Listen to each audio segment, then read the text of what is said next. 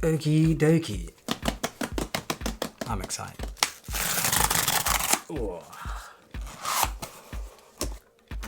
The way they package these things, you'd think it was something, well it is, I guess, something very expensive, so it makes sense. Okay. Okay.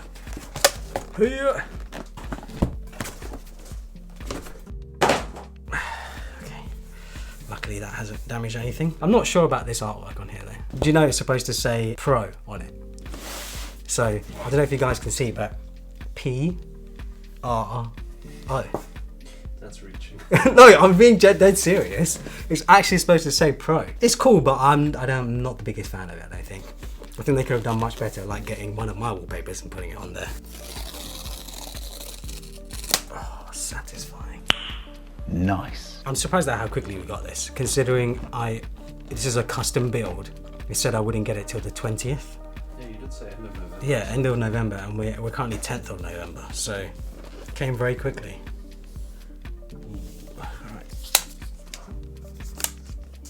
This is nice. All right, I can already see it looks really, really nice. I really like it. But this black cable, black MagSafe cable, oh, it's actually really nice. What's funny is I'm never going to use the MagSafe cable. It's always just charging on the dock or when it's connected up to the monitor. We do have black Apple stickers, which is pretty cool. Let's get into this beauty.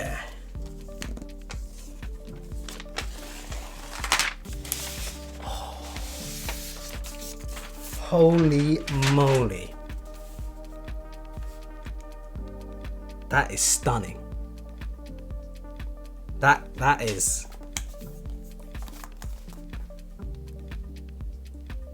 I feel like this looks more expensive and classier than even the space grey now.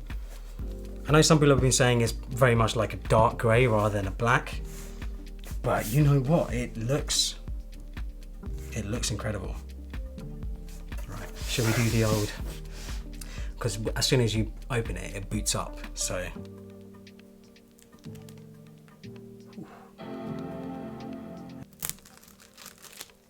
There we are.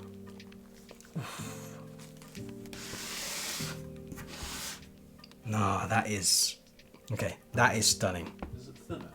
No. The size, dimensions, everything is the same.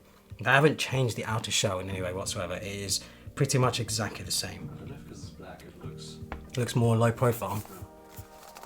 I guess so, yeah. I guess if it is black like this, it hides, I guess, the shadows better, so it makes it look thinner. But wow, this color is incredible. When it comes to fingerprints though, I mean, I am obviously touching it, like, I can't see any of my fingerprints.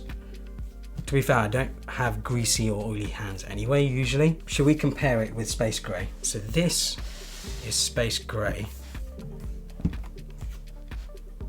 I can see what people are saying now. Space Grey actually looks quite dark as it is. There's a lot more fingerprints on my one, but it's just because obviously I've been using it. So much more prefer this over that. Even though, yeah, I agree, it doesn't actually look black. Like, it's not actually black.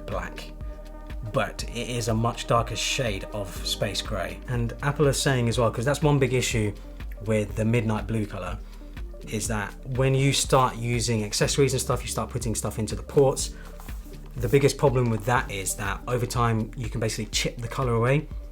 I don't know what the case is with this, but Apple is saying that won't be the case because the finish on it is different compared to British English as the main language, press the return key.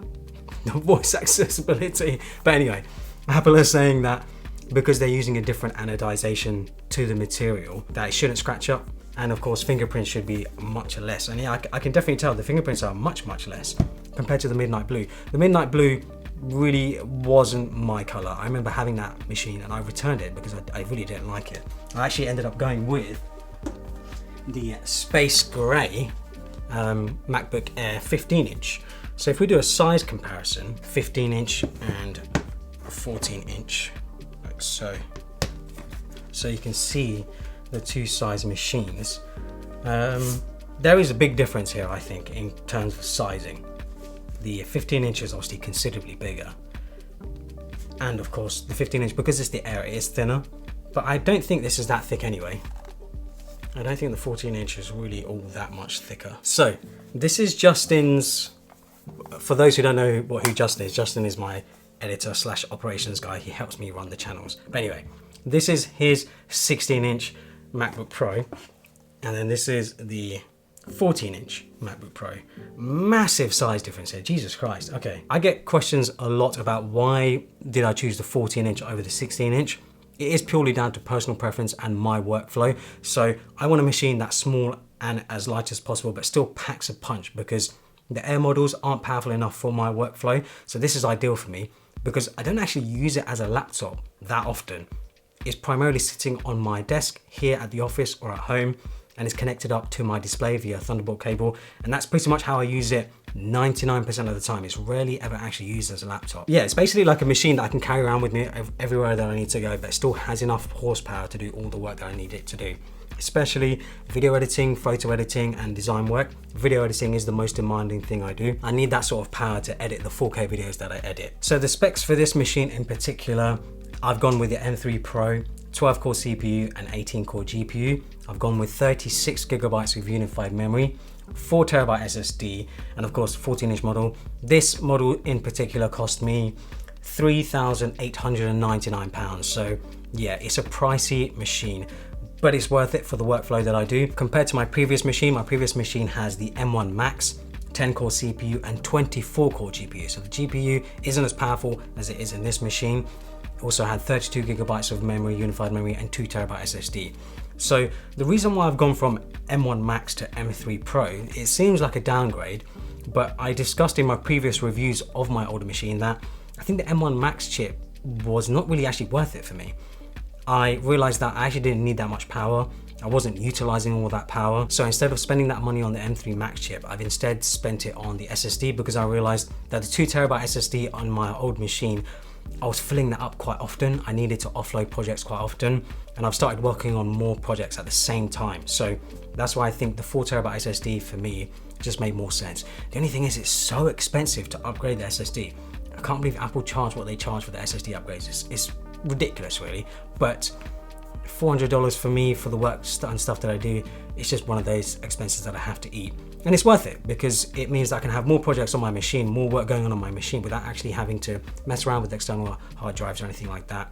I don't have to worry too much about offloading stuff constantly just to have space on my machine. But one thing I actually completely forgot to look at was the keyboard color. I mean, obviously they're the same, but it just blends in much better on this machine. It doesn't stick out as much because you can really see the black frame on this one. The trackpad as well, obviously, is a darker color. I really like the look of this. It just looks so much more classier, so much more expensive compared to this one.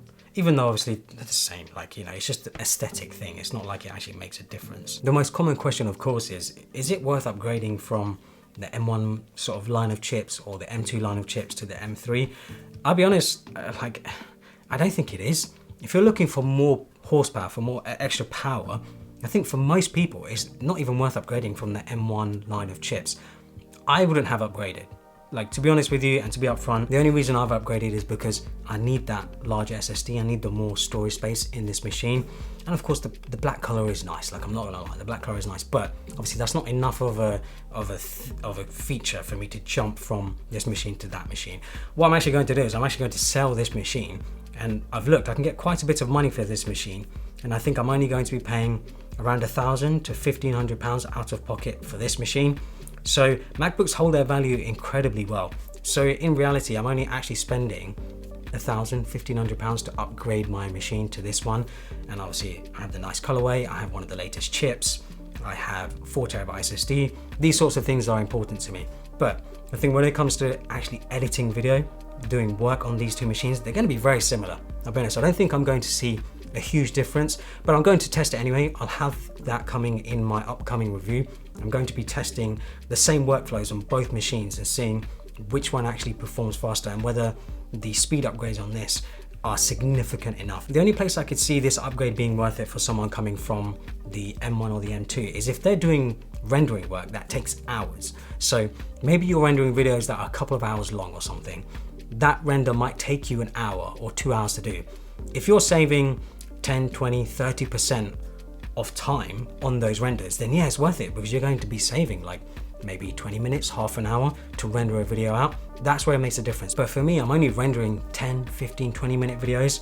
I don't think I'm going to see a massive difference going from this to this, because rendering was already very quick. I can render a video in like 10, 15 minutes, 20 minutes.